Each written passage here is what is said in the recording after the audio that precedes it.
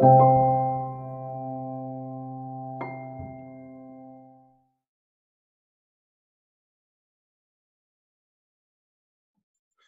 pues si se incorpora alguien más lo podrá ir haciendo. Vamos a dar comienzo a esta sesión plenaria, en la cual vamos a tener el honor y el placer al mismo tiempo de tener con nosotros al profesor Ricardo Ferenc-Davis. Si ven ustedes en la pantalla, nos han cambiado los nombres, están al revés. A mí ya me conocen, al profesor de Ferenc-Davis le han puesto mi nombre, nos han trastocado un poco. Bueno, espero que a lo largo de la sesión lo podamos cambiar. Bueno, para muchos de ustedes el profesor Ricardo Ferenc-Davis es suficientemente conocido. Sus trabajos circulan por todo el continente latinoamericano e incluso más allá, al menos por aquí, por Europa, por esta parte del sur, circulan con profusión sus trabajos. Comentábamos antes él y yo que nos conocimos ya hace algunos años. Él estaba en Madrid haciendo una estancia y participó en un congreso de economía mundial que se celebraba en esta ciudad, y ahí tuve el placer de conocer al profesor Ferenc-Davis, y desde entonces, pues, de manera más o menos intermitente hemos tenido algún tipo de relación. Yo he seguido sus trabajos, que creo que son muy importantes para conocer el pensamiento económico latinoamericano de los últimos 30, 35, 40 años. Sus trabajos han ido, junto con otros autores latinoamericanos, desarrollando lo que hemos venido a llamar el neoestructuralismo, esa corriente tan fructífera de pensamiento generada en buena medida a partir del primitivo estructuralismo latinoamericano de los años 50, 60 y 70, al que se han ido incorporando, yo creo que aspectos fundamentales, fundamentalmente relacionados con el, la macroeconomía, la búsqueda de un discurso macroeconómico que rompiera con los postulados neoclásicos y sobre todo se acercara a una sociedad que estaba ansiosa y necesaria y necesitada, perdón, de reformas estructurales, de reforma de calado, de modificación de las instituciones, etcétera, etcétera. Ese es el campo de trabajo del profesor Ricardo Ferenc-Davis. En sus trabajos pioneros dedicó mucho esfuerzo al estudio de los ciclos de entradas de capitales en los mercados emergentes, donde ya planteaba la necesidad de establecer mecanismos de regulación de esas entradas de capitales que han sido y siguen siendo una fuente continua de desequilibrios para las economías latinoamericanas. El profesor Ferenc-Davis es en este momento, y durante muchos años lo viene siendo, profesor de la Facultad de Economía de la Universidad de Chile. Ha visitado numerosas universidades, ha estado como profesor visitante en diferentes universidades latinoamericanas y obviamente también europeas y norteamericanas. Ha dirigido diferentes programas de trabajo y de investigación y ha sido también partícipe en actividades de diversos comités internacionales vinculados a Naciones Unidas en varios casos. Bueno, no voy a hacer mucho más extenso la presentación del profesor Ferenc-Davis, que evidentemente me llevaría mucho más tiempo hacer un detalle, un relato exhaustivo de sus múltiples actividades y méritos académicos, y también en el ámbito de la sociedad civil. Muchos, insisto, de ustedes lo conocen, si no lo van a conocer ahora y van a dar fe y cuenta del profundo conocimiento de la realidad económica de Latinoamérica y sobre todo los conocimientos en materia de teoría económica, teoría del cambio estructural, teoría de la heterogeneidad estructural que ha ido desarrollando durante varias décadas, como decía el profesor Ferenc-Davis.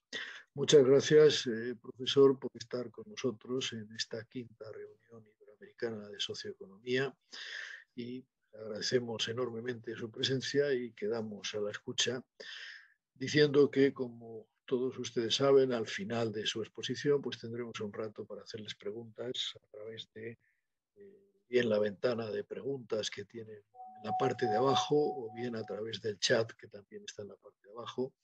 Yo iré recogiendo esas preguntas y se las trasladaré al profesor Fred Davis. Cuando tú me digas, Ricardo, me dices siguiente o lo que sea, yo voy pasando las transparencias.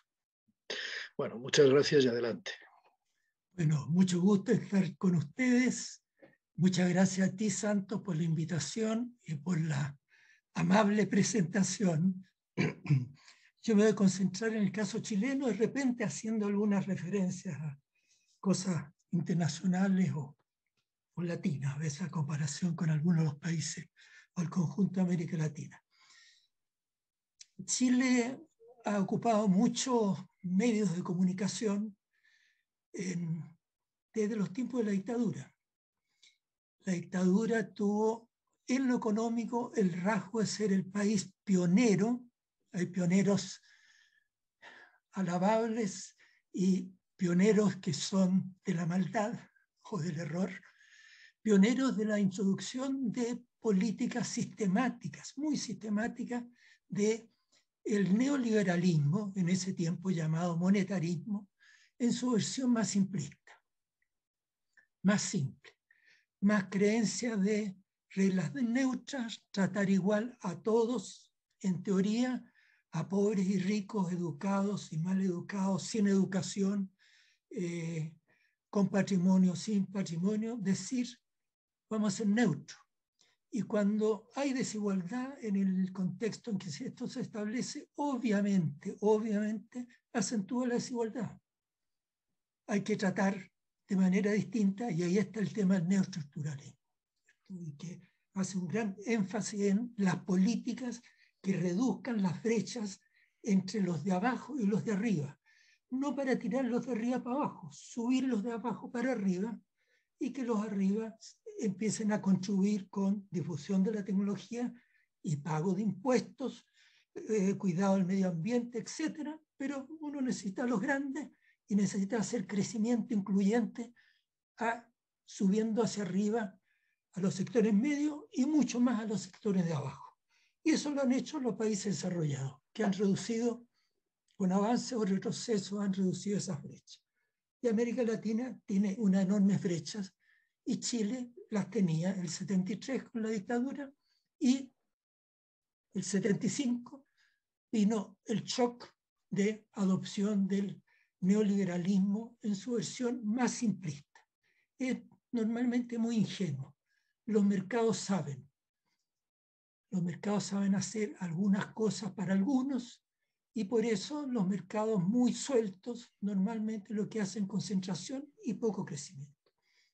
Y el caso chileno, que se le creó mucha fama de un éxito económico, tuvo éxito en imponer el neoliberalismo, pero no hubo éxito económico porque se creció más lento que en la anterior democracia.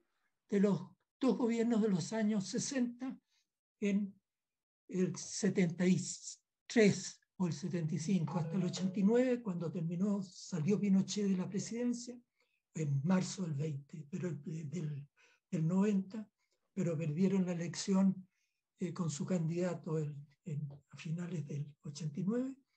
Cuando salió, no habíamos tenido un crecimiento promedio adecuado. Y vamos a mostrar aquí en la lámina 2, que viene ahora, vamos a mostrar la historia en que lo que he hecho aquí es, muchos economistas miden por decenios, ¿cierto? O quinquenios.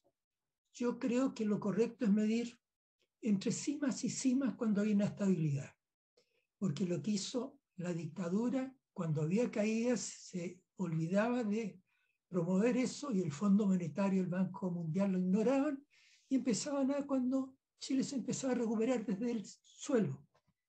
Obviamente, cuando uno se levanta, el suelo es más alto que cuando está caído en el suelo. La economía se levantaba, pero hay que comparar el punto al cual llega después de la levantada con cuál fue el punto, la cima anterior. En inglés, de peak a peak. Eso es lo que hacemos ahí, en todos los casos. Y eso es muy instructivo si uno quiere entender el desarrollo. Y obviamente el neoliberalismo no entiende el desarrollo, y algunos críticos intensos del neoliberalismo que dicen borrón y cuenta nueva tampoco entienden el desarrollo, y por eso tampoco tienen desarrollo. Y ahí tenemos las dos mitades de la dictadura. ¿Por qué en dos mitades? Porque entre el 81 y el 82 Chile tuvo el 81, era una economía ultra libre, ultra privatizada, con reducciones de impuestos, eliminaciones de regulaciones. Los bancos, déjenlos tranquilos, si ellos saben cómo hacer las cosas, la superintendencia no los moleste. Esa era la instrucción del Ministerio de Hacienda, el Ministerio de Economía. No molesten a los bancos. ¿Y qué es lo que tenemos en el 82? La peor crisis de toda América Latina. 31% de desempleo, 31%. No 13, 31.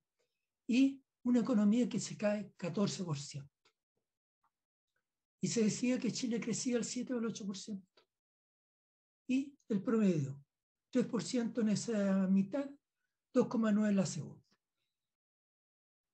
Resultado, Chile, el 89, tenía un ingreso promedio per cápita inferior al promedio de América Latina.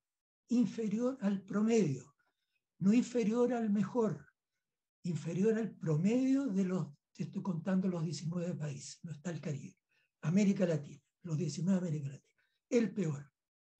Eso no es un gran éxito. El 73 no estaba tan mal, estaba mejor. Entre el 73 y 89, Chile perdió 3 puntos, se alejó 3 puntos más. Está al 27%, 28% de Estados Unidos, por ejemplo, un poco menos de la Unión Europea, y estábamos 3 o 4 puntos más abajo. El 27 estamos en 23 o 24. Pues no avanzamos respecto al mundo desarrollado, lo que en economía se llama divergencia. Y con una enorme desigualdad, 45% de la población en pobreza. En los 70 estábamos en la mitad de eso. Tenía mucha pobreza, 20 y tantos %. Duplicamos la pobreza. Salarios de los profesores en los suelos, salarios de médicos, enfermeras, auxiliares del Servicio Nacional de Salud, todos muy deprimidos, muy deprimidos. Reformas tributarias al revés, reduciendo los impuestos y aumentando su regresividad. Al final no tenemos impuestos sobre las utilidades de las empresas. Solamente después se paga el impuesto a la renta personal. Profundamente neoliberal, fracaso. Pero la prensa, Nueva York, con algunas excepciones, el Financial Times, ¿por qué no invita? El Financial Times, el Wall Street Journal, ¿por qué no invitan a los economistas chilenos, presidente Reagan, para que le ayuden a hacer buena economía de Estados Unidos? Eso es el año 80. Y el 82, Chile tiene la peor crisis y lleva un crecimiento de 2,9%. En la vieja democracia, los 60, crecíamos 4,5, 4,6. Con un montón de pifias, un montón de errores, un montón de críticas nuestras. Se podía hacer mucho mejor. Pero 4,5 y 2,9. Y en 16 años eso hace una diferencia genial. Total. Primeros gobiernos de la concertación y de la centroizquierda. Miren, 7,1%. Eso es Corea, es Taiwán, es Malasia. Con la diferencia que Malasia lo hace por 20 años, Corea y Taiwán, Corea del Sur, por supuesto, la República de Corea, lo hace por 30 años. Chile lo hizo por 9 años, 7,1%. Creciendo a 3 veces la velocidad de Estados Unidos, a 4 veces la velocidad de la Unión Europea y a 4 veces la velocidad de América Latina.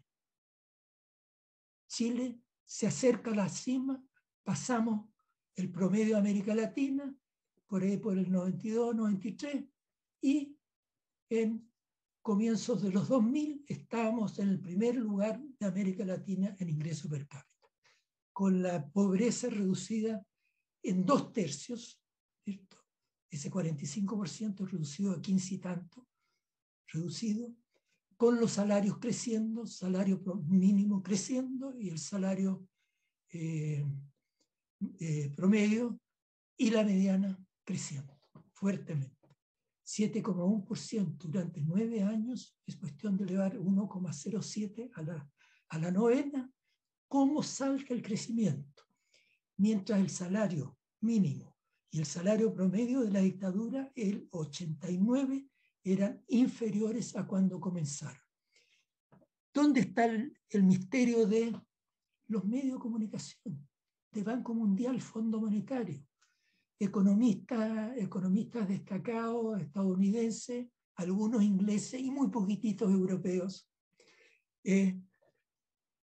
diciendo probablemente solo uno español, que es muy tremendo, que estaba mucho en Chile y un gran admirador de Pinochet. En la lámina 2, en la lámina 3 está la explicación. Lámina 3. Nos pasamos 3. Esa es la experiencia chilena. Gran caída el 75. El 74 le va bien, el 75 gran caída, y después viene la recuperación. Cuando uno se cae tanto, 31% de desempleo, esa gente no queda desocupada toda su vida. Puede quedar 5, 6, 7, 8, pero se pueden recuperar 5 puntos, 10 puntos. Y hay una recuperación de unos 23, 24 puntos. Terminamos por acá con un desempleo elevado, pero no el 31%. Y los equipos de maquinaria están subutilizados. La infraestructura se reutiliza. ¿Qué es lo que se hizo en esta ocasión? Empezar la prensa a mostrar cómo se crecía este año, sin nunca decir de dónde estamos acá. Y aquí viene otra gran caída. Acá 17%, acá 14%. Con una brecha de 20 puntos. Todo este espacio para recuperarse. Y viene la recuperación. Y uno ve todos los informes del Fondo Monetario y del Banco Mundial, que estaban muy entusiasmados con el neoliberalismo en esos tiempos. Crece 7, 8%, 7, 5, 6, 8%, 9%. Aquí hay un gran salto de acelerada. Tanto que en los meses de transición al gobierno democrático estamos sobrecalentados. La economía tiene que hacer una frenada, porque para la elección del plebiscito y la elección presidencial, el gobierno neoliberal que critica la irresponsabilidad fiscal se largó a gastar plata, a gastar impuestos para tratar de ganar las 2 elecciones. Y la gente ya afortunadamente estaba saturada y perdió clarísimamente las 2 elecciones. Ganamos el plebiscito en que uno escogía entre que se quedara 1 año u 8 años, escogimos el mal menor. 1 año. Y lo tuvimos a él 1 año de presidente durante la elección presidencial, con la dictadura en el poder.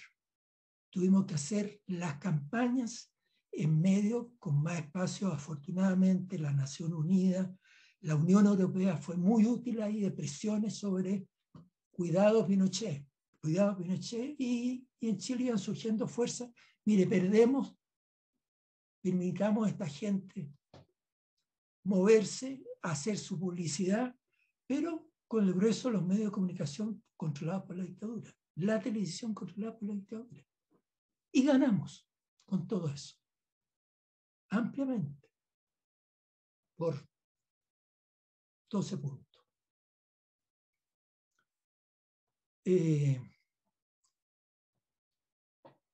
Bueno, eso fue una mediocre, con orden fiscal y buen resultado electoral, de exportaciones. Fueron exitosos en exportaciones. Y en la lámina siguiente vemos algo de eso, en la lámina 4.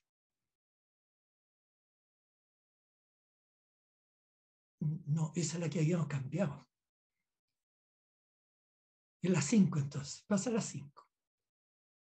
Esa es. Ahí vemos el 2,9%, exportaciones 11% y el resto de la economía 1,8%. ¿Quiénes están para afuera? Los mineros. Son 2% de la fuerza laboral y exportan el 10% del PIB. La minería, principalmente cobre. ¿Quiénes? Y son grandes empresas. 20 empresas exportan 20 empresas. Chile tiene registrado en impuesto interno 1 millón de empresas. 20, no 20.000. 20 empresas exportan 2/3 de las exportaciones de Chile.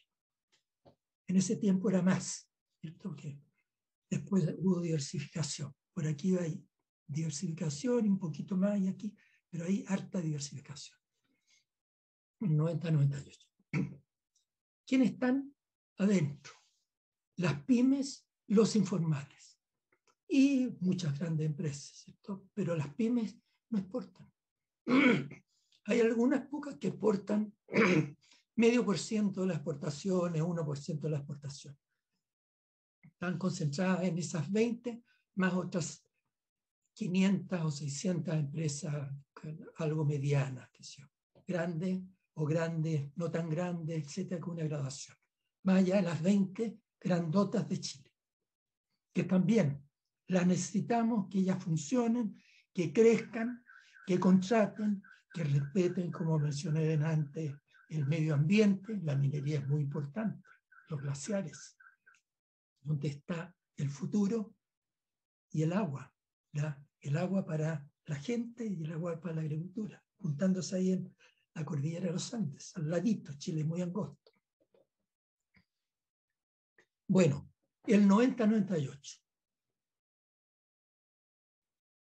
Gobierno democrático, con muchas leyes de amarre, porque Chile optó, los sectores democráticos optó por el lápiz, como el presidente Elwin y el presidente Lago dijeron, con esto le vamos a ganar a la dictadura. Una guerra civil, que el Partido Comunista y la extrema izquierda era partidaria de la guerra civil. El día del golpe aguantaron unas horas. No había ninguna fuerza para enfrentarse al ejército. Tenía que ser la transición pacífica. Y entonces hubo que negociar entre los democráticos y la iglesia. Muchas leyes de amarre. En el espacio limitado de las leyes de amarre, Chile creció 7,1%. Con las limitaciones. No puedes hacer política de desarrollo productiva. La Constitución lo prohíbe. Unas cosas las limita muy fuerte, otras las prohíbe. Empresas públicas, ¿no? Tienen que pasar por todos estos quórum, se llaman quórum cualificado, que era imposible pasarlo. En ese espacio crecemos 7,1%. Y logramos espacios, y algunos con negociación, reforma tributaria, subir la reforma tributaria, la recaudación tributaria de 15 a 18%, poniendo leyes tributarias progresivas. Todavía el sistema era muy regresivo, entonces disminuimos la agresividad. Eso es lo que se logró. Pero una reforma tributaria en los primeros 2 meses. Legislación laboral, restablecer la central unitaria de trabajadores, que los habían exiliado, los habían asesinado, los habían exiliado, los habían encerrado en las puntas del país, en la isla Dawson, en condiciones a muchos los exministros, en una dictadura dura. No fue una dictadura blanda, pero hay otras peores, ¿cierto? La del Papá Doco, qué sé yo. Pero dictadura, un país que había perdido las costumbres, había vivido muchos decenios en paz. Y control de la cuenta de capitales. Logramos el Banco Central, donde llegué yo al comienzo de la democracia como director de estudio. No quise ser consejero del directorio porque el decreto lo firmaba Pinochet y dije no puedo, no me da el estómago, porque eso se hizo el Banco Central Autónomo 5 días antes de la elección presidencial. Cuando se dieron cuenta de que perdían la elección, le vamos a dejar a estos gallos un banco autónomo que no va a ser manejado por el gobierno de ellos. Y ahí vamos a tener 2 de los 5 consejeros. Pero ahí entró un muy buen sustituto mío, teníamos los dos de la Concertación y fueron excelentes consejeros, y yo hice mi trabajo de dirigir el departamento de estudio y poner en marcha mis ideas de regulación de la cuenta de capitales, manejo del tipo de cambio, lo que habíamos hecho en un gobierno del año 64 al 70, más suavemente porque era otro mundo. Hicimos lo correspondiente a ese mundo. Ahora que había muchos flujos de capitales, en los 90 hay un auge de flujos financieros, y que le llegan a Argentina, a México, y no llega la oferta a Chile. Argentina y México aceptan la plata. Chile dice no, le pongo una barrera entre lo que creo conveniente que vaya a reforzar el proceso de liquidez y de inversión en Chile. Lo que queremos es inversión productiva y no inversión especulativa. Y funciona muy bien. ¿Y cómo se ve? Miren, el segundo tramo, el 7,1, en el resto del PIB. Crece 6,2% en la economía interna, donde están las pymes, los informales, los trabajadores de menor calificación. Eso hace un cambio estructural en la economía. Cuando uno está creciendo 7% sistemáticamente durante 8 o 9 años, está transformando las estructuras. Los cambios del sistema productivo no se hacen sin cambio de estructura. Y el cambio de estructura tiene que ser con crecimiento, porque si no tienes que destruir para construir lo mejor. Con crecimiento rápido, con una tasa de inversión fuerte, vas cambiando la composición del stock de capital, de la infraestructura y la calidad de los empleos. Y eso sucede. Y los números son lapidariamente positivos en ese sentido. ¿Y qué es esto? Lo mencioné antes, Corea. Corea creció 6% durante 30 años e hizo un país integrado con la desigualdad es notablemente inferior, por supuesto, a la de Chile y a muchos de los países europeos y Estados Unidos. Esto se hicieron con muchos otros rasgos. No hablemos del sistema político, etc. En la economía hicieron una transformación incluyente, muy digna de mirar. Y no mirar la Corea de hoy día, sino la de aquellos tiempos. Aprender de cosas que hicieron. Y aquí estamos mirando, entre otros, a esa experiencia y a las escandinavas, que también son muy interesantes. Y al conjunto de los españoles que hicieron en la posguerra una transformación notable. Lo hicieron muy bien en la posguerra, en los primeros 20, 25 años. Sin comentar sobre lo posterior. No me corresponde hablar. Y también con éxito exportador e inclusión. Y podemos, una mención rápida antes de sacar esta lámina, ¿qué pasa posteriormente? Seguimos creciendo, pero vamos pasando del 7.1 al 4.3, que es respetable, es parecido a la vieja democracia, le mencioné 4,5, y un ratito, déjate un ratito la 4, o las 5. Pasamos al 4.3, que es respetable en el mundo y en América Latina. Estamos más rápido que América Latina, que ahí estaba varios puntos, muchas décimas por debajo, ¿cierto? En el 3 y tanto, alrededor del 3.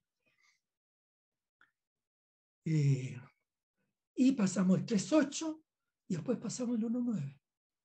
¿Y qué es lo que pasó? El impulso transformador del 90, parte del 92, 93, que se fueron introduciendo elementos de apoyo a la pyme adicional, de capacitación laboral, de apoyar a las escuelitas más pobres, ¿cierto? Una elección de las 900 escuelas más pobres para poner la tona con las que estaban más arriba. Hubo una serie de políticas selectivas, no universales, selectivas para acortar las diferencias. Cuando uno tiene mucha heterogeneidad estructural, las políticas universales son regresivas. Gente progresista entienda eso. No le dé al rico lo mismo que el de abajo porque el rico no necesita, sino que el rico debe dar para los de abajo, debe pagar más impuestos y no está recibiendo. Y si recibe algo, debe pagar impuestos por eso. Nada de donaciones a la gente que tiene ingresos altos, a los que le fue bien. Porque queremos construir inclusión, reducir las brechas. Y las brechas se reducen mejor si pongo mis pesos en los de abajo. Capacitación laboral, transformación del mercado de capitales para créditos baratos a los pequeños y medianos, baratos. Las reformas neoliberales son crédito barato para los grandes y crédito caro para los chicos. En Chile es impresionante. 3 o 4 veces el costo de un grande tiene el pequeño. Y a plazos más breves, que tiene que ir renovando para ver si le va bien o no le va bien, etc. Y el manejo macroeconómico. Bueno, ahí nos fuimos, y aquí se fueron acumulando un poquitito acá. Un poquitito, yo indico con el dedo, probablemente lo veo yo y no ustedes. El 90-98 fuimos perdiendo el impulso. Nos fue bien, nos ha ido tan bien. Ahora el fondo, yo me junto el 95-96 con un viejo amigo que conocí en Chicago. Cuando llego a escribir mi tesis, y él está de profesor jovencito, de instructor o profesor el Rudy Dornbusch y se me olvidó el apellido del momento. Después vicepresidente del Fondo Monetario. Y nos encontramos en una reunión y me dicen, ustedes, Ricardo, tenían la razón. Ustedes fueron exitosos y México y Argentina tuvieron la crisis del tequila. Aceptaron capitales y el 95 Argentina y México tuvieron una tremenda crisis financiera. Y el 95, el 85, 95, a Chile le está creciendo 7-8%, y México cayendo 7%, cayendo, 15 puntos de diferencia. Crisis por absorción de capital especulativo, Chile éxito por regular los capitales especulativos. ¿Qué es lo que pasa el año 99? Cambian las mayorías en el Banco Central, en el Consejo, después del estupendo Consejo que logramos tener entre el 95 y 4 o 5 años después. Se va debilitando y el 99 llegan un montón de jóvenes doctorados de Estados Unidos. Ahora hay que abrir la cuenta de capitales.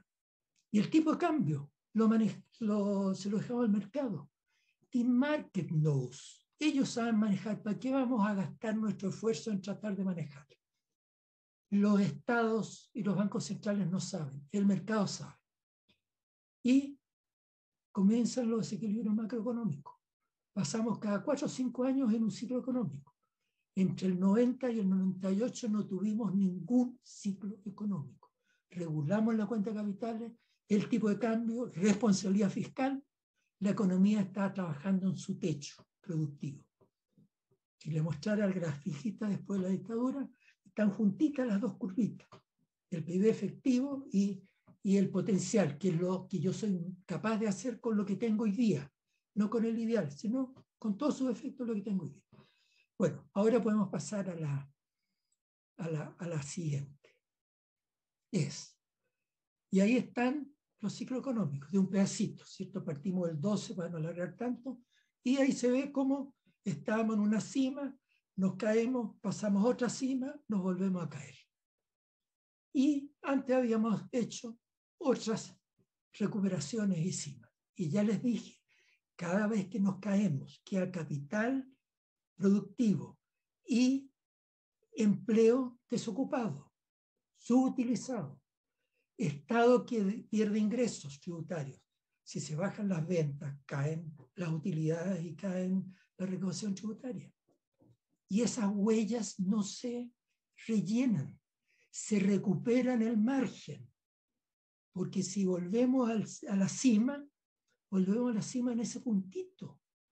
Pero lo que le pasó a los hogares, queda la huella negativa de todos esos años que estuvieron abajo.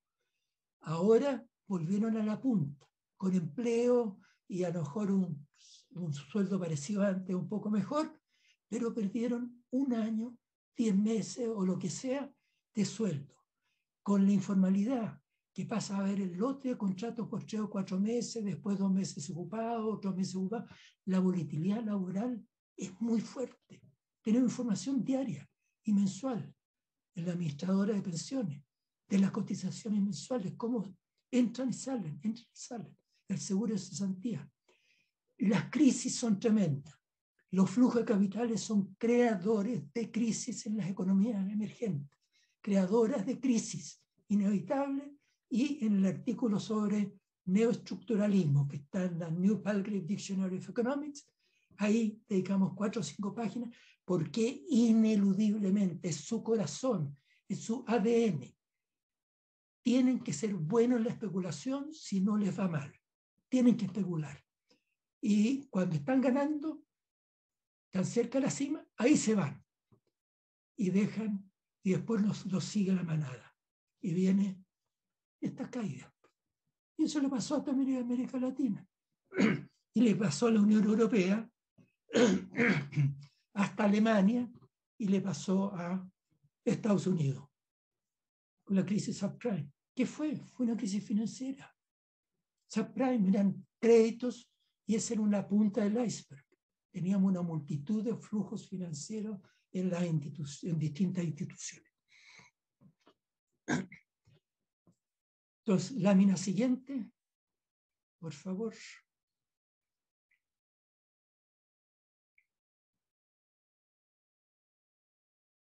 Tipo de cambio.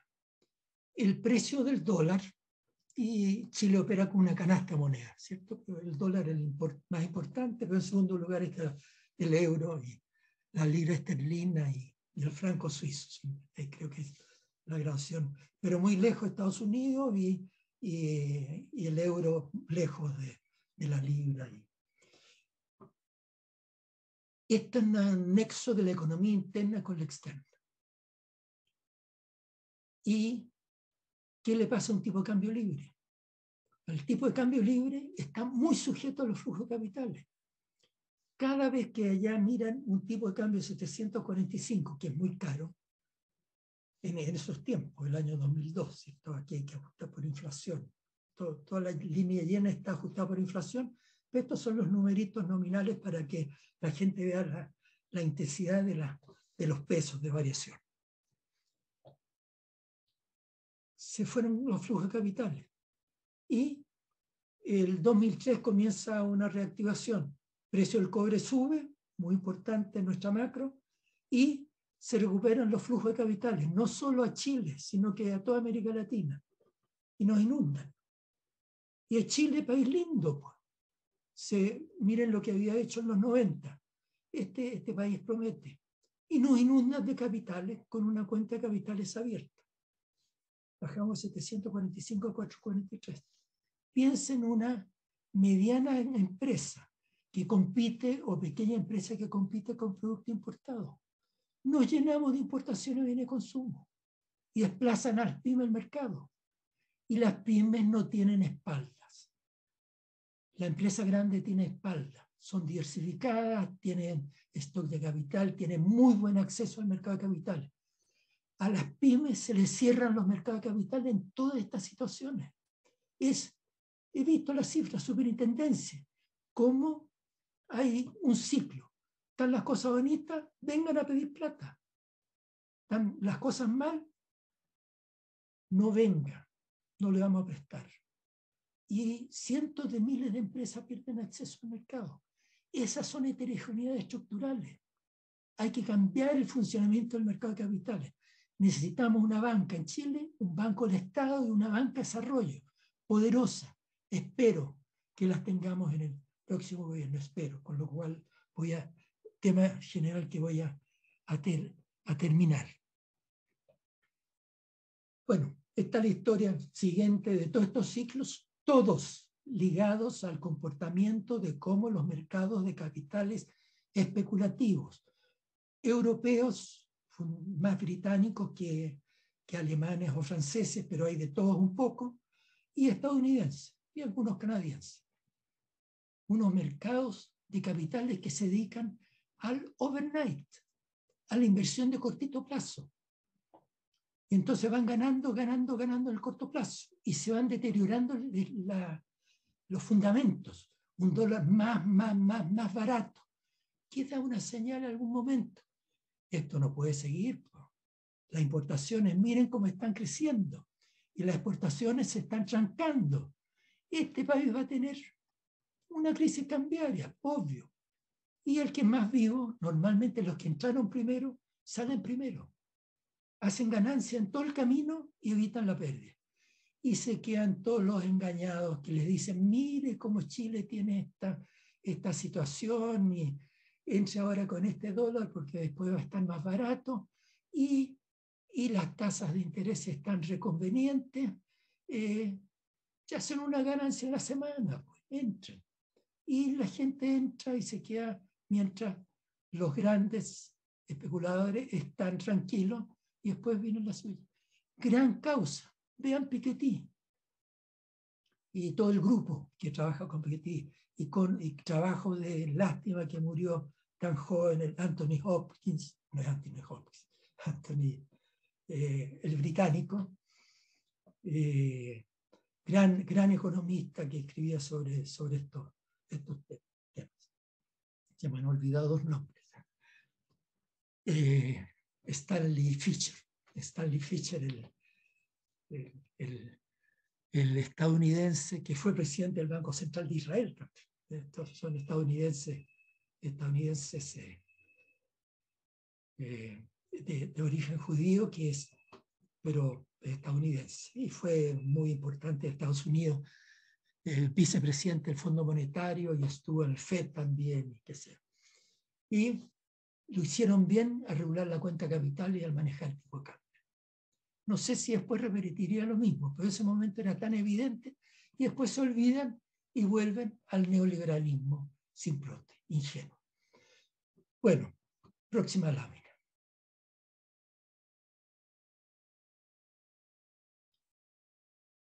Estamos después de la acumulación de inercias que no se hacen durante 14 años, durante 24 años, 14 más 10, no se hace otra reforma tributaria. Debiéramos haber hecho a los 7, 8 años. Uno andaba proponiendo con otros colegas. Tenemos un sistema tributario que está muy lejos de la OCDE y somos socios orgullosos de la OCDE, que había entrado a mitad de camino, entró en democracia, obviamente. La OCDE rechazaba las dictaduras y muy correctamente, con convicción y sin dobles miradas. Podía gustarle lo que hacía en economía, pero no lo que estaba el neoliberalismo, pero no la dictadura, y una dictadura dura. No se hace reforma tributaria. Mejorar la legislación laboral, que lo que logramos fue con las negociaciones del 90. Ya teníamos mayoría en el Parlamento. Podíamos haber sacado reformas tributarias, más espacio. Reforma laboral. Se intenta hacer política de desarrollo productivo, pero la respuesta empresarial es tan lapidaria. ¿Por qué quieren destruir a la empresa privada? Esa es la respuesta del jefe de los empresarios. Yo se la escucho estando discutiendo con ellos, por el gobierno con ellos, por el 2002 o 2003, como el tercer año 12 o 13 de gobierno democrático. Y el gobierno no dice, entonces no intento. Nuestro planteamiento era, anda al electorado y cada año, cada elección, dile, quiero reforma tributaria. Y estos la rechazaron. Y una reforma progresiva para que te pueda dar mejor educación y mejor salud. Y no hay espacio para el otro gobierno. Recién el año 14 hacemos una reforma tributaria de otros 3 puntos del PIB. Pasamos de 15 a 18 y después de 18 a 21%. Y que es progresiva y logramos cruzar la línea del sistema tributario está en la línea de allá, no solo en el margen, sino que en todo el stock de impuestos aumentamos algo la progresión. Y el gasto público es muy progresivo, que es muy importante, no solo recolectar, sino que gastar. Se acumulan los malestares de la población, surgen casos de corrupción, financiamiento de la política, no había financiamiento público para la política. Eso es caldo de cultivo para la corrupción. Se rechazaba, se rechazaba, se rechazaba. Ahora tenemos financiamiento público para la política con imperfecciones, hay algunas imperfecciones que ahora son muy grandes. Que dice, ¿cómo diablos no se han corregido? No le voy a mencionar, es tema de discusión en estos días en Chile, estas semanas. Uno de los 50 temas de discusión que tenemos. Muy, muy importante para el futuro de resolverlo. Y el hecho es que se han acumulando furores. Va creciendo la delincuencia y van creciendo las manifestaciones violentas. Y con explosiones violentas en octubre, pero una semana después de la explosión violenta, que eran algunas miles de personas. Hay una manifestación pacífica de que queremos estos cambios en paz, de más de 1 millón de personas en Santiago. 1 millón versus algunos miles, que saquean, que destruyen, queman 6 estaciones de metro, inutilizan 23 estaciones de metro, tenemos con 130 estaciones. Hay una parte fuerte del metro que sirve a los sectores populares. El metro fue creciendo hacia los sectores populares. Era muy valioso para ellos. Y estos brutos, perdonan la expresión, destruyen estaciones de metro para mostrar su furor. Están atacando a los que quieren ayudar, porque se supone que quieren que el país progrese, que reduzca la pobreza. No entienden. 1 millón de personas entendía.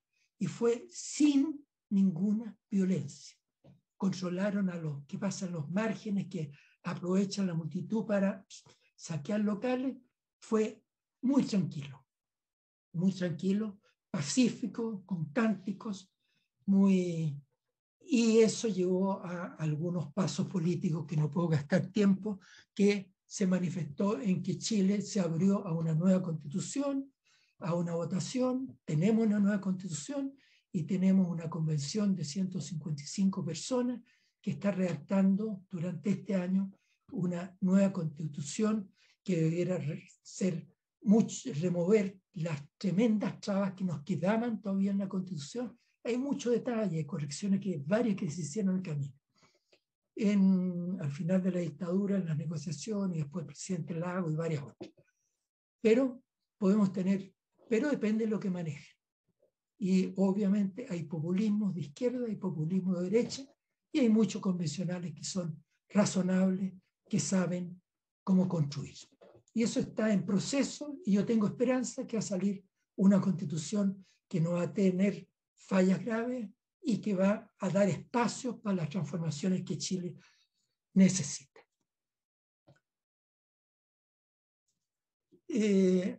Viene el COVID y ahí tenemos unos impactos muy grandes, y el resumen para poder acelerar, el resumen es de que tuvimos un impacto grande, un bajón grande, llegamos a tener 5 meses de caída del PIB de 13%, con 2 millones, que son más o menos más de 20% de la fuerza de trabajo que perdió su empleo. Las cifras de desocupación no dicen nada ahora.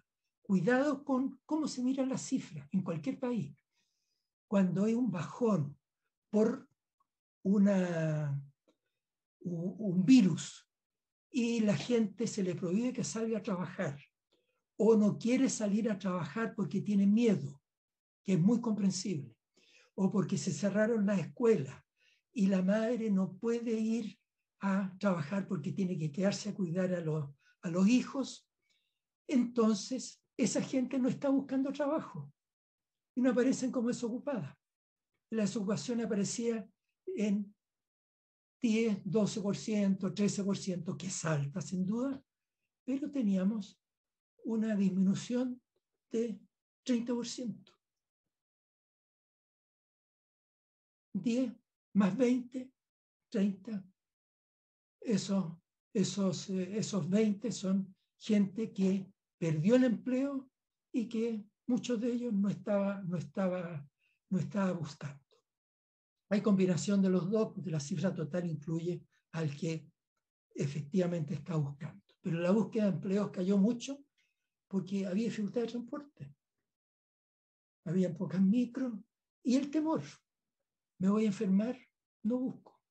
Y tenía que pagar sin sueldo, tenía que pagar el transporte público. No es gratuito, es barato, muy barato comparado con los europeos y el estadounidense, pero para los sueldos chilenos es caro.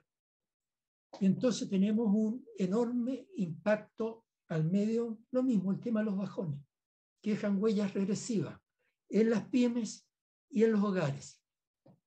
El bajón del 13% y que no se recupera en un día, sino que en varios meses, y todavía nos queda como 600.000 trabajos de recuperar. Y de los desocupados. Y la fuerza de trabajo, la población en edad de trabajar, ha crecido en 400.000 personas. Y de eso algunos encontrado trabajo, pero en la medida que ellos encuentran, los que habían entrado antes de la fuerza de trabajo, eso no encuentran. Así que tenemos un problema serio de entre 600 y 1 millón de personas a los cuales encontrarles trabajo. En una economía que está sobrecalentada. Tremendo desequilibrio. Podemos sacar la lámina porque ahí ven los números muy grandes, son todo en recuperación. Lo importante, una recuperación ahora del comercio enorme. Y miren las cifras de importaciones. Cuando uno tiene una economía recuperada, economía abierta, si la economía es cerrada, la presión de la demanda cae sobre los bienes internos. Cuando la economía es abierta, muy abierta, ¿cierto? La presión primero cae sobre importaciones, 38% de crecimiento en importaciones, en una economía que está 6% por sobre un trimestre del año 19, con un comercio sobredimensionado y la producción de bienes y servicios deprimida, la minería más o menos trancada, la agricultura moderna exportando, en parte a China, con los problemas chinos, de los problemas financieros chinos que surgió con esa gran empresa que está con trillones de deudas financieras, trillones en americano, billones en español, con unas deudas gigantes. Entonces está afectando las importaciones de China, qué sé yo. Pero eso, la agricultura tradicional con problemas. Minería, agricultura y la manufactura muy relevante, muy relevante. Es una economía distorsionada estructuralmente. Y podemos sacar, yo creo que es la última, ¿cierto? Aquí no esté ahí molestando a la vista.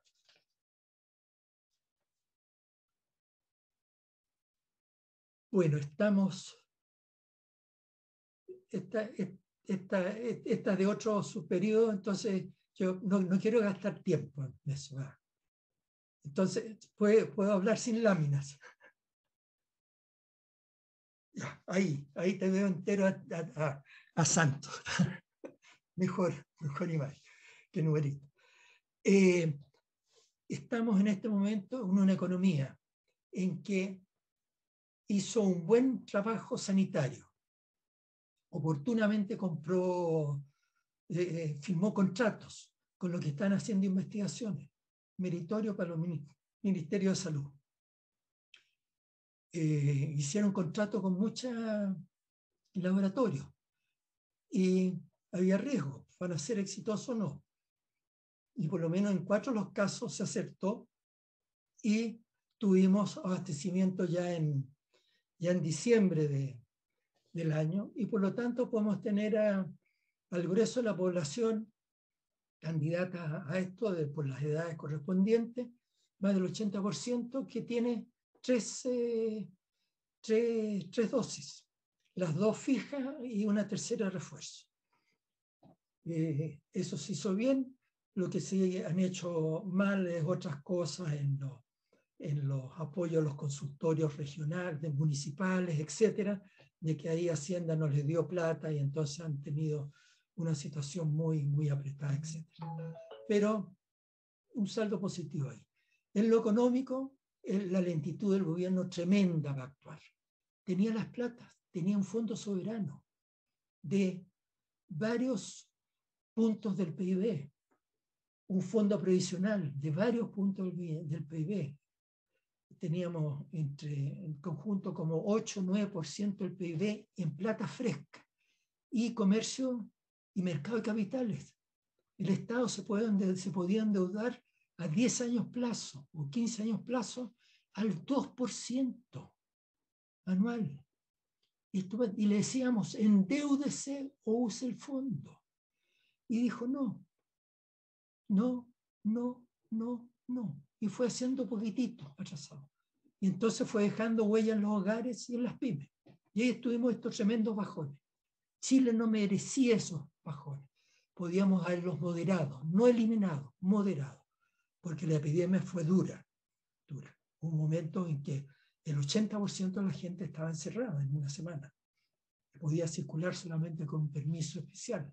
No podía cruzar de una región o una provincia a otra, o de la comuna a otra, que sea, con muchas restricciones y la gente lógicamente asustada, porque las muertes habían crecido en 70-80% las muertes sobre las muertes habituales, de 100.000 a 170.000 que se iban en el periodo anual. Bueno, entonces tenemos un impacto en nuestras empresas y en nuestros hogares, pero una economía sobrecalentada. Fundamentalmente porque ante la inercia del gobierno, a alguien se le ocurrió, la idea se la dio el gobierno sin quererlo, sugirió usar el fondo de cesantía de los trabajadores para auxiliarlos en su cesantía de manera especial. Y a la gente se le ocurrió, algunos parlamentarios, retiremos las platas de la seguridad social privada. Y hemos tenido 3 retiros por $50.000 millones, que es el 25% de lo que teníamos en el fondo previsional, y son 16% de un PIB. O sea, es una cantidad muy grande de ahorro seguro que podía usarse, queríamos que se destinara gradualmente a financiar la banca de desarrollo, y está fuera del mercado. Y en el consumo. Este consumo enloquecido es consumo, las cifras eran de comercio, pero está el comercio, los servicios del comercio, un montón de servicios por todo tipo de cosas, y con muy poquito del sustento sólido de los bienes y servicios. Tú no puedes distribuir lo que no tienes. Puedes dar un servicio, pero un servicio ¿sobre qué? Sobre un producto o una cosa de ese tipo. Hay servicios personales, obviamente, están los ingenieros, todos los profesionales, servicios profesionales. Pero lo que ha crecido es el otro servicio comercial, mucha distribución comercial, fuera del comercio organizado, que es un desarrollo enorme. Hay decenas de miles de jóvenes repartiendo en una motoneta de productos. Muchos de ellos extranjeros, ¿cierto? Por la inmigración muy intensa que tuvimos del 17, 18, 19. Muy intensa. Que pasó de 2 a 7% a la fuerza de trabajo. En un periodo muy breve, atochando el mercado de trabajo, aumentando el desempleo. Son muchos de ellos jóvenes en edad de trabajar. Bueno, y estamos en este país que tuvo las molestias acumuladas, la conciencia de la acumulación, la constitución en proceso, que esperamos que dé espacios, y muchas fuerzas, desgraciadamente, no suficientemente coordinadas que están a favor de los cambios. Entonces yo les mencioné algunos de los cambios, no las cosas que puedo proponer cada fuerza. No sé si me quedarán unos 4 minutos, 5 minutos. Está bien, está bien. ¿Está bien? Ya. Bueno, Chile dejó de crecer. O sea, pasar a este 1,9% cuando la población crecía 1,3 o 1,4. Teníamos después los crecimientos de 5,5% de tiempos pasados. El mundo avanza con todos sus problemas, ¿cierto? Va a avanzar con todos sus problemas. Asia está creciendo fuerte, algunos con altibajos. Los chinos no dice apenas, pero ese apenas es el doble o el triple del crecimiento mundial. Tenemos que crecer para cambiar estructuras y para acortar las brechas. Imposible hacerlo sin esas dos cosas. Subimos impuestos, redistribuimos lo que hay y no se producen bienes y servicios. ¿Cómo distribuir mejor alimentación para la gente, mejores escuelas, mejores servicios de salud? Necesitamos elementos para eso. Tenemos que tener más hospitales, mejores escuelas que están en mal estado, liceos renovados. Hubo mucho deterioro de la infraestructura pública.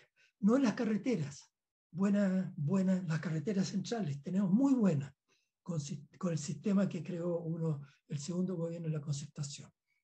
Ha funcionado bien y a costo razonable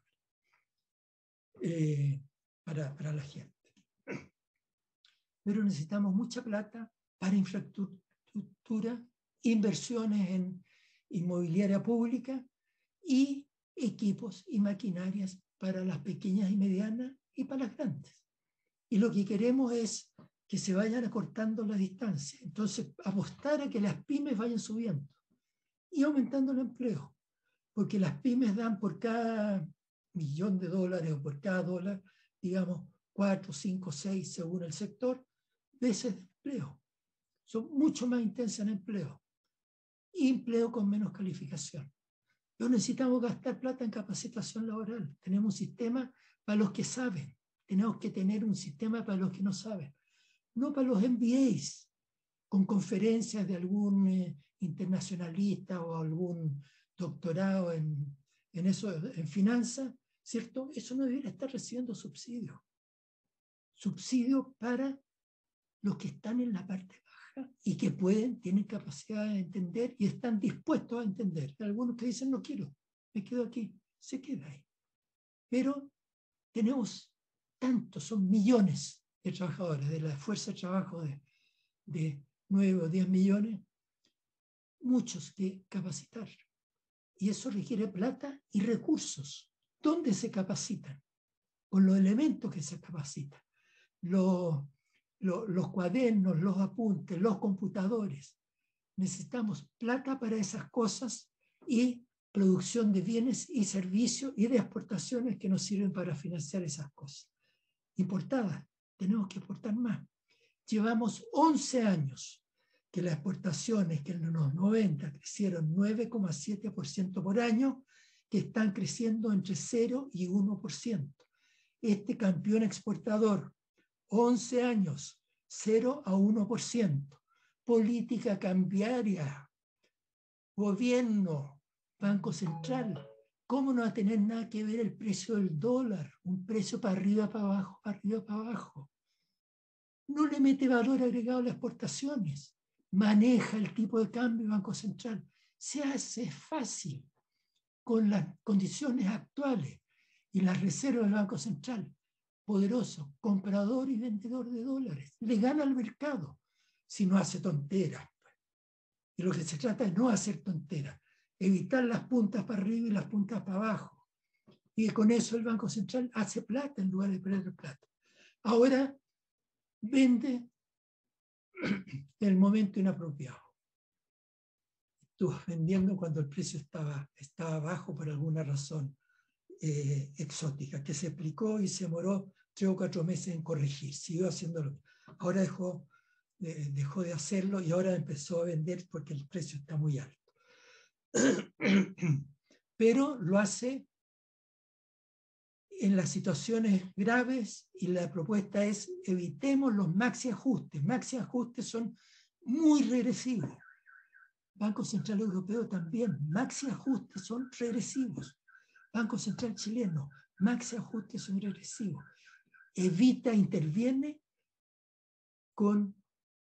atacando mini ajustes. Cuando tú dices ya, aquí se pasó de largo, ahora intervengo.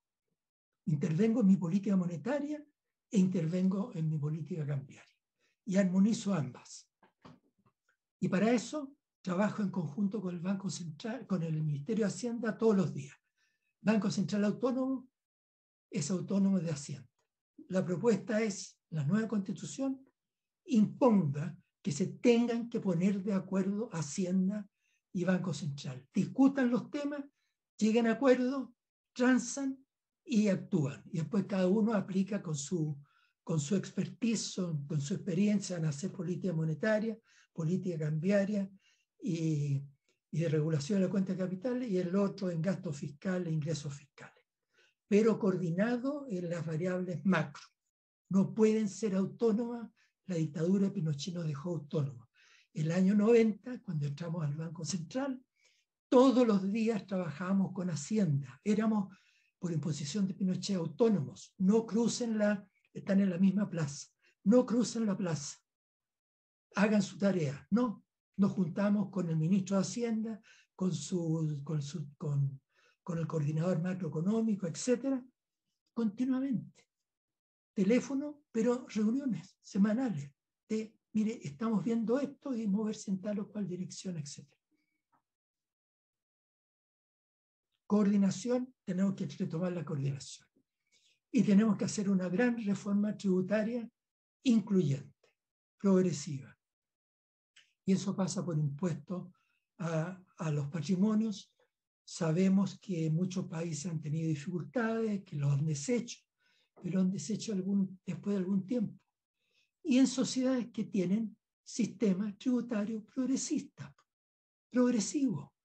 En la Unión Europea, el sistema tributario sube varios puntos del Gini, varios puntos, 5, 7, 8, algunos países 20 puntos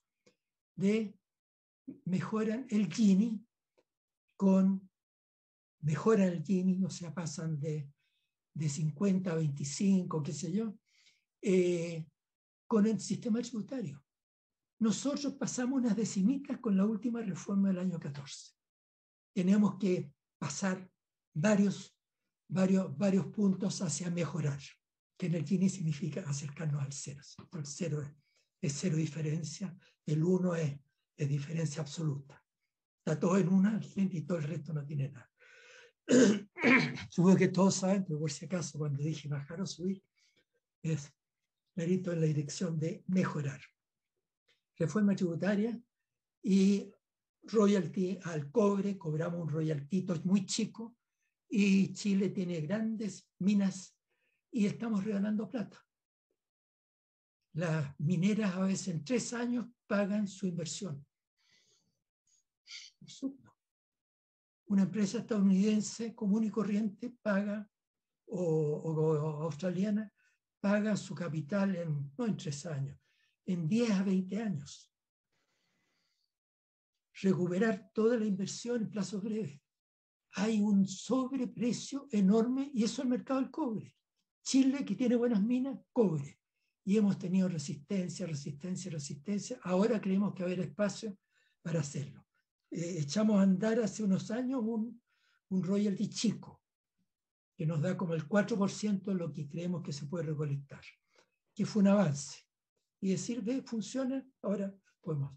Y así hay otros impuestos, ¿cierto? Y necesitamos hacer una gran transformación productiva para el impulso a las pequeñas y medianas empresas y crear las condiciones. Hay que despejar la tremenda inquietud que hay ahora por los rumores y y las informaciones, las fake news, informaciones falsas que circulan de los desastres de por medio, y uno tiene esperanza y estamos colaborando para que haya propuestas desde afuera, para que haya propuestas que efectivamente nos permitan que el próximo gobierno abrir las puertas para una transformación productiva, que es un proceso continuado de 4, 8 o 10 años, que vaya dando mejor y mejor empleo, y en el contexto la reforma tributaria para mejorar pensiones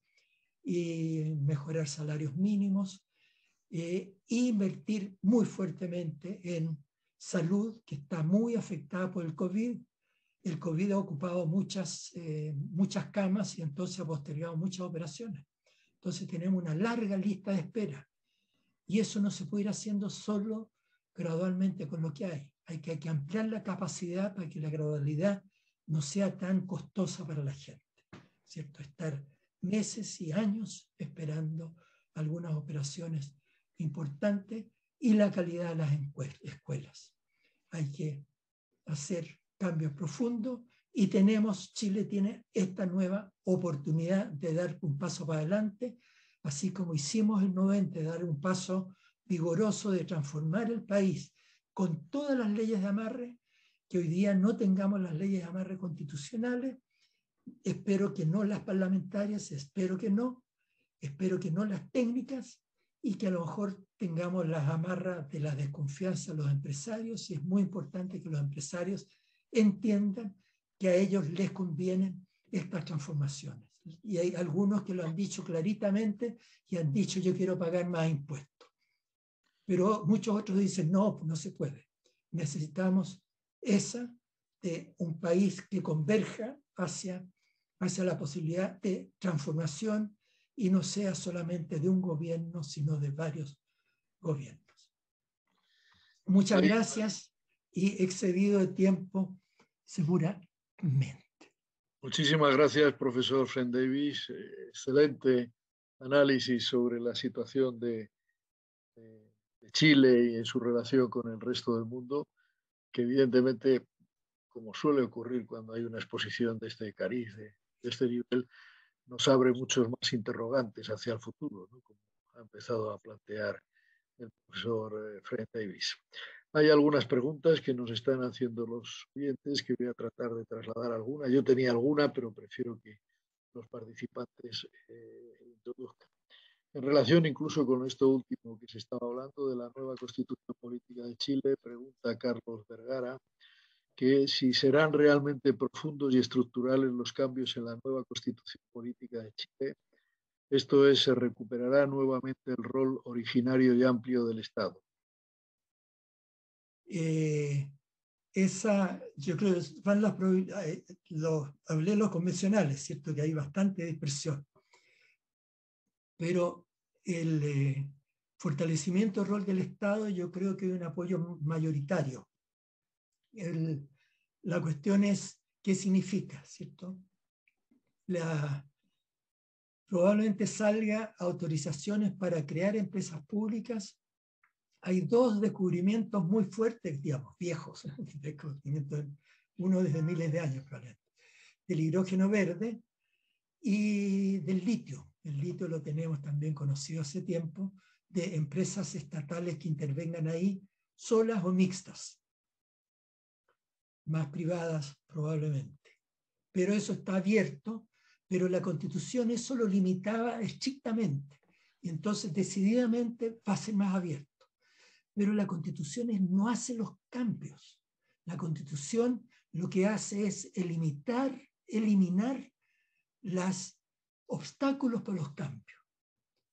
Y algunas cosas las impone, pero muchas otras dar el espacio para que entonces las leyes vengan y sean leyes de simple mayoría, y no sean leyes de 2, 4 quintos o 2 tercios o qué sé yo, que eran la limitante muy grande, porque le da a un tercio de la derecha el veto. En todo lo desarrollo productivo, el veto derecha. Y en muchos casos le ganamos el Parlamento, y después había un tribunal constitucional que declaraba anticonstitucional la ley. O sea, el partido de más extrema derecha, que los de derecha no tan extrema habían apoyado, habían dado los votos, ellos iban al Tribunal Constitucional y el Tribunal Constitucional dice legislación laboral, no, anticonstitucional. Legislación en lo productivo, anticonstitucional. Eso va a desaparecer, yo creo, estoy convencido, que esas cosas desaparecen y vamos a tener más espacio y va a ser importante el Parlamento. Veamos qué pasa, cómo se comporta el Parlamento. Tenemos un nuevo Parlamento que entra en marzo, que ya fue elegido el domingo hace poquitos días. Uh-huh. Muy bien, pregunta Manuel o comenta. Muchas gracias por la excelente presentación. Mi pregunta está orientada a saber qué rol le da el académico Efraín Davis en la última etapa de crecimiento de Chile a los altos precios de las commodities, particularmente el cobre, durante 2003-2013, para potenciar dicho crecimiento. Factor exógeno, dice Manuel, que afectó a prácticamente toda la región latinoamericana y sobre todo si este periodo de altos precios evitó que la economía chilena mostrara sus verdaderas carencias en términos de competitividad. Muy buena la pregunta. Bueno, la contesta en breve. El 2002 estamos recesionados. El 2000 o 2001 formamos un grupo de economistas para juntarnos con una larga conversa con el presidente, etc. Nos juntamos con el ministro de Hacienda y nos dice, no podemos hacer esto. Le decíamos, hagamos nosotros un shock reactivador. ¿Cuándo llegó el shock reactivador? Con el alza del precio del cobre. O sea, nuestro gobierno no hizo lo que podía hacer por temor, por distintas razones políticas de no puedo hacer esto porque me pegan un mazazo y salgo para atrás. El precio del cobre no hizo la reactivación. Llegó y sube el precio del cobre y volvieron los mercados de capitales financieros. Entonces tuvimos un auge. Después de 5 años recesionados, pasamos del 7,1 al 2,6, ¿cierto? Por 5 años, 2,6, 9 años de 7,1. ¿Qué diferencias? Tremenda. El 4, 5 y 6 pasamos a crecimientos de recuperaciones entre 5 y 7% para el promedio que mencioné en la lámina de 4,3. No dio el promedio de 4,3. Con una recuperación fuerte. El gobierno hizo algo bueno, pero algo malo. Que empezó a recaudar más plata y aumentó gasto, ¿cierto? Por la mecánica. Tienes ingresos, gasta. Ingresos estructurales. Se cambió el precio. Chile tiene un balance estructural desde el año 2001. Structural Fiscal Balance, ¿no? que es una muy buena noticia, desviación del neoliberalismo que adoptamos también tempranamente en Chile en 2001, mucho antes que Colombia, que vino después y que se vio otro país. Pero guardo mucho. Entonces el libro que está en manos de la edición de la imprenta, que se va a llamar más o menos, título tentativo todavía, entre la pandemia neoliberal, a propósito de pandemia del COVID, tuvimos la pandemia neoliberal, que partió de Chile, se partió a Estados Unidos, a Inglaterra y después a Europa suavemente ¿qué hacer? Y a toda América Latina. Entre la pandemia neoliberal y el crecimiento incluyente. Porque si digo crecimiento estructural o neoestructuralismo, nadie va a entender. No hay que querer comprar libros. Y eso lo digo adentro. Y ahí uno menciona varias de estas cosas que hay que hacer. Y que algunas uno las dijo 20 años atrás, 25 años atrás, yo siendo gobernista, muy leal, gobernista, planteándolo desde un partidario. Y con distintas, formando parte de algunas comisiones de estudio, o algunas comisiones internacionales, representando a Lagos y a Michelle Bachelet. Diego Azqueta, perdón, Ricardo. Diego Azqueta, cambiando de tercio, Dice, buenas tardes, Ricardo, muchas gracias por tu excelente conferencia. Volviendo al presente, ¿cómo ves la cuestión indígena en Chile? Está complicada. La tardanza en actuar, ¿cierto? Los neozelandeses que actuaron tiempos atrás, y nosotros que fuimos postergando y postergando, hubo muchos intentos fallidos. El gobierno de Patricio Aylwin, al comienzo de la democracia, hubo un intento importante, pero terminan los gobiernos y teníamos gobiernos muy cortos y de repente el presidente, aunque sea la misma coalición, se olvida de ciertos temas, no le dan importancia. Y el hecho es que tenemos un problema masivo todos los días en la Araucanía, ¿no? Que es toda una región más un pedazo de la otra región vecina, en Biobío. Hay quemas de casas, ataques a comisarías, incendios de escuelas, incendios de iglesias católicas y evangélicas, obstrucción de carreteras que impedían el tráfico durante 8 o 10 años, días, horas, más bien horas, o días, algunos 2 o 3 días.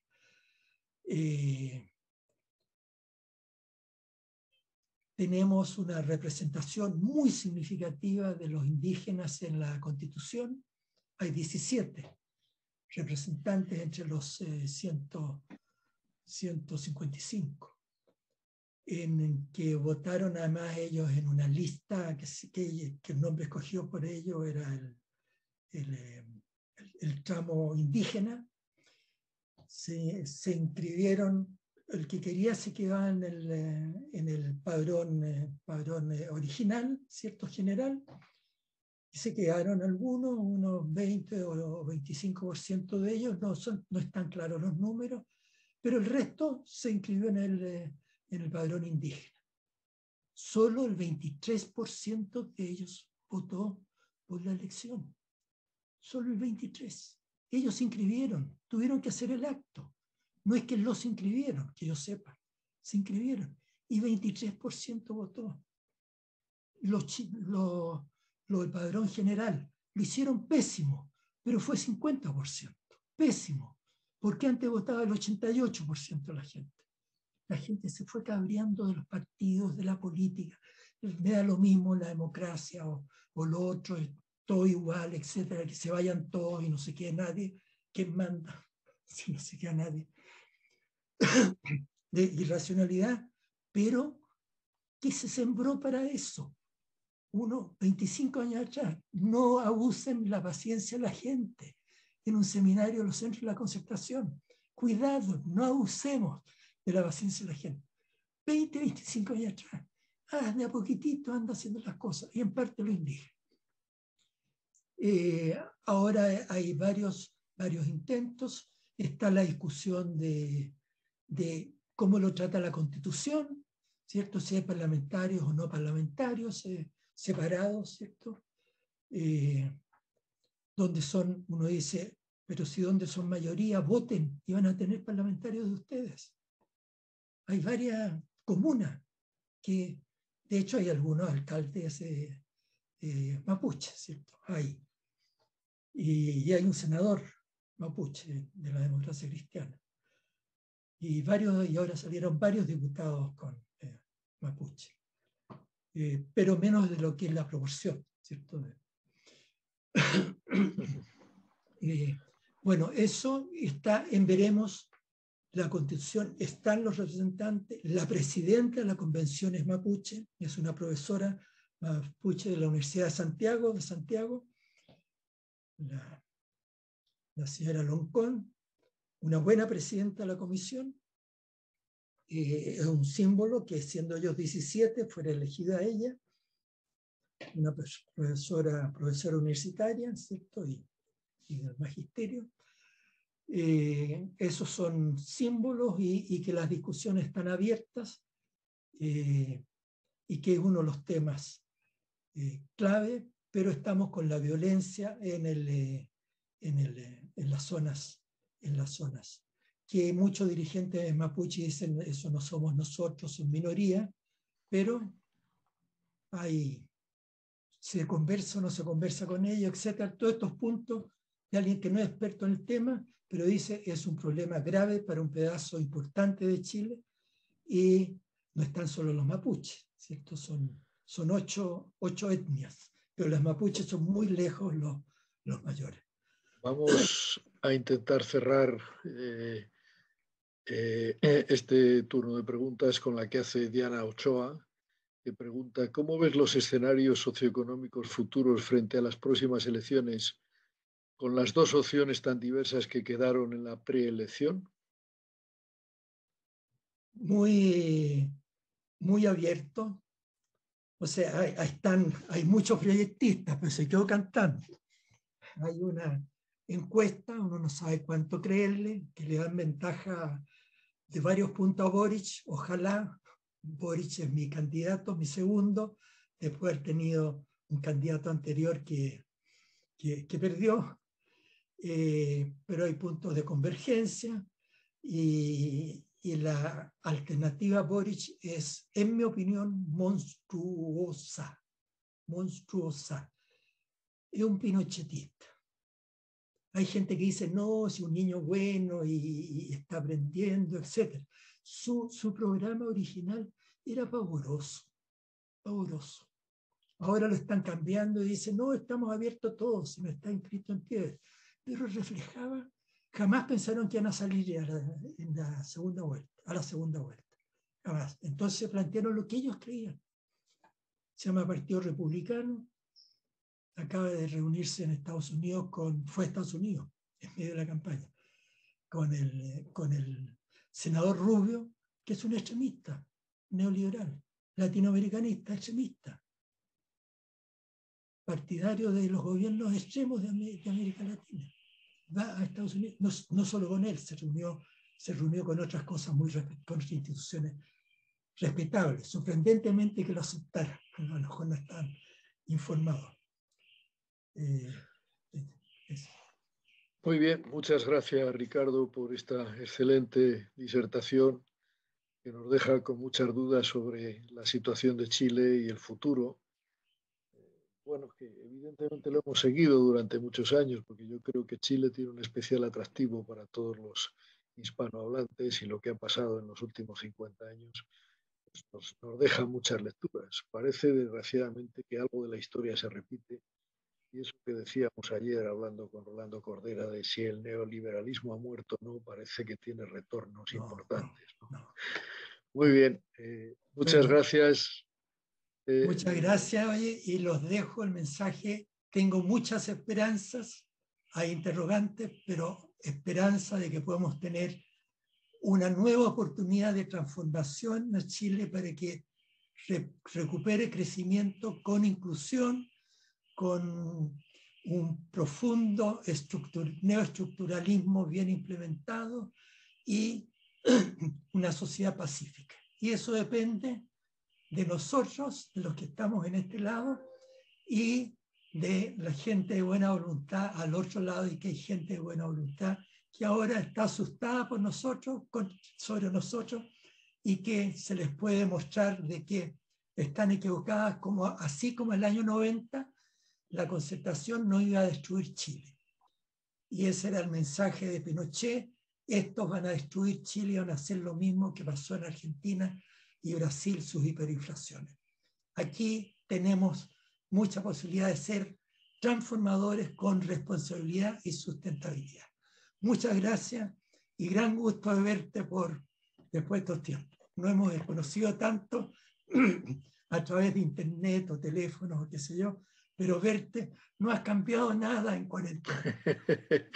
Muchas gracias, Ricardo. Solo algunos años más encima.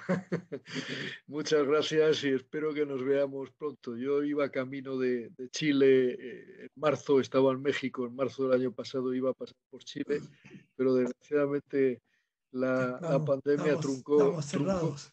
troncó mis deseos, pero espero Gracias. que si alguna vez acaba esta horrorosa y pavorosa y maldita pandemia, pueda retomar esos viajes truncados. Muchas gracias, Ricardo. Ha sido maravilloso estar contigo, escucharte y, bueno, poder compartir algunas ideas al respecto. Y muchas gracias a todos los asistentes. Y vamos a seguir con nuestras sesiones a las 7 hora española, México 12, en Chile creo que en este momento serán ya las 2, ¿no? O la 1. Vamos a seguir con nuestras sesiones paralelas dentro de unos minutos. Muchas gracias, Ricardo. ¿Podrán invitar a la sesión, podré entrar a la sesión sí, de mañana, donde está la Bárbara Fitz, que es antigua y reciente, y vista hace poquito tiempo de Alemania, y varios otros, el tema me interesa. Voy a enviar un mensaje ahora a la empresa organizadora para que te envíen, sin que me cobren cuota. Te envíen una posible entrada. Muy bien, gracias a todos, gracias Ricardo y nos seguimos viendo. Chao.